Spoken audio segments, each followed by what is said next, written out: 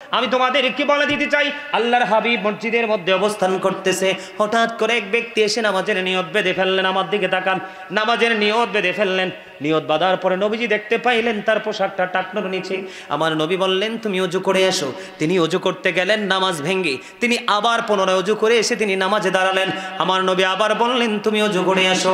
তিনি আবার নামাজ ভেঙ্গে অজু করতে গেলেন। তৃতীয়বার নবীকে আর একজন প্রশ্ন করলো, ইয়া রাসূলুল্লাহ, ইয়া হাবিবাল্লাহ, নবী গো, ও প্রাণের নবী, বারবার কেন গো বলছেন অজু করার জন্য?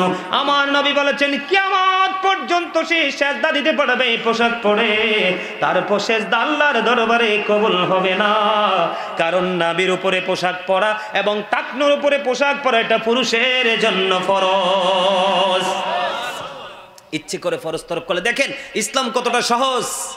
আবু বকর সিদ্দিক রাদিয়াল্লাহু তাআলা আনহু প্রশ্ন করলেন, ইয়া রাসূলুল্লাহ, ইয়া হাবিবাল্লাহ, নবী গো, আমার পোশাকটা কিন্তু আমি সব সময় টাকনোর উপরে রেখে পড়ি, মনের অজান্তে টাকনোর নিচে চলে আসে।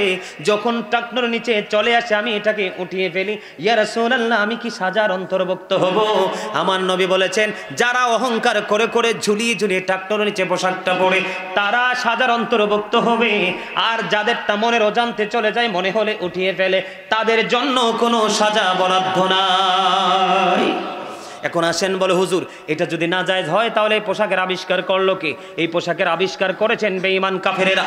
যেমনি ভাবে আবিষ্কার করেছে, আমার দিকে তাকান বন্ধু, আমরা মুসলমানের জন্য কিন্তু ব্রাশের আবিষ্কার করে যাইনি নবীজি, আমাদের জন্য আবিষ্কার করে গেছেন নবীজি মেসওয়াক।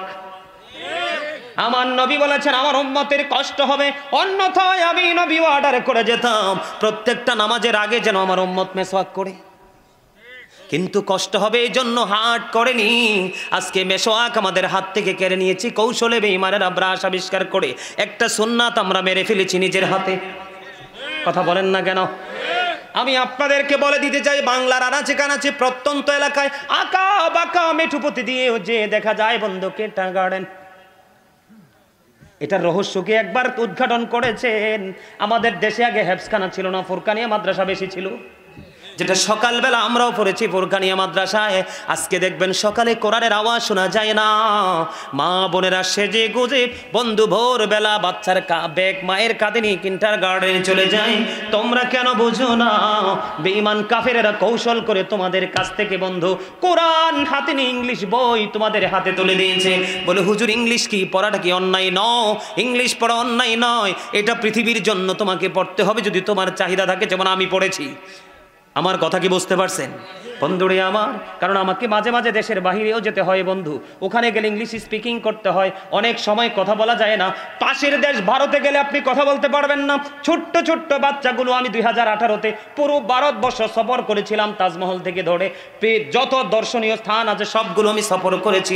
দেখেছি ছোট্ট ছোট্ট বাচ্চা পর্যন্ত ইংলিশে কথা বলে, তাদের সাথে বাংলার মানুষ উত্তর দিতে পারবেন, অথচ মাস্টার্স কমপ্লিট, কারণ তার স্পিকিং ইংলিশে অত্যন্ত দুর্বল। ঠিক কিনা বলেন? আল্লাহ রাসূল শিক্ষা দিয়েছে। দেখেন, আপনি যে সন্তান জন্ম দিয়েছেন শুধু জন্ম দিলেই হবে না। আমার নবী বলেছেন, আদিবু আওলাদাকুম আলা তালাতি খিসালিন, হুব্বি নাবিকুম ওয়া হুব্বি আহলি বাইতিহি ওয়া আলা কিরাতিল কুরআন। আমার নবী বলেছেন, তোমরা তোমাদের সন্তানদেরকে তিনটি বিষয় শিক্ষা দাও। একটা হলো হুব্বি নাবিকুম, teach the love of the prophet, নবীর ভালোবাসা শিখাও। এরপরে বলেছেন হুব্বি আহলি বাইতিহি, নবীর পরিবার আহলে বাইতের ভালোবাসা শিখাও। আল্লাহর হাবিব বলেছেন ওয়া আলা কিরাতিল কুরআন, তুমি তোমার সন্তানকে কোরআন তেলাওয়াত শেখাও।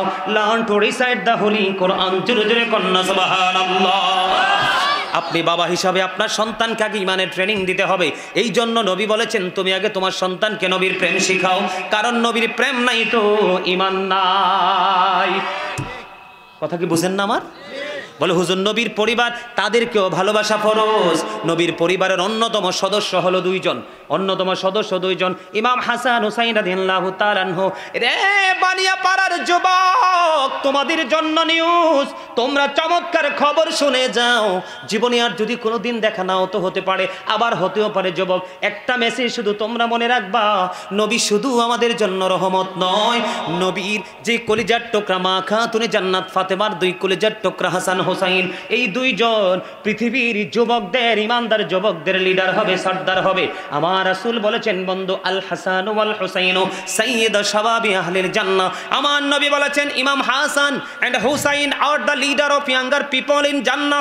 আমার নবী বলেছেন সকল ইমানদার যুবকদের জন্য ইমাম হাসান হুসাইন জান্নাতে সরদার হবে। জোরে জোরে বলুন না সুবহানাল্লাহ।